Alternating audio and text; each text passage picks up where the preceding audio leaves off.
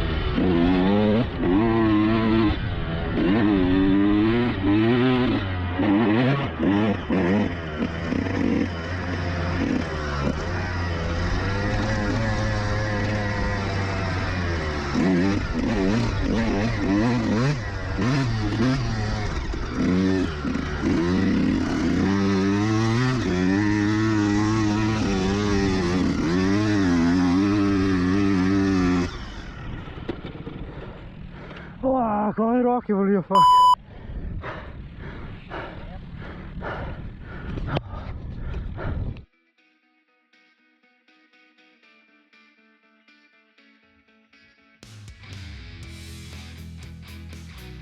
Hey you, welcome back to my channel.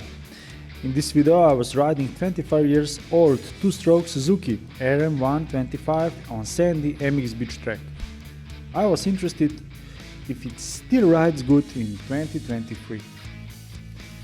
Before this Suzuki I was riding 4-stroke AGP 240 Enduro. And then I went to Suzuki MX bike in this desert. Wow, crazy good feeling. This sound, just the sound is enough for the hype.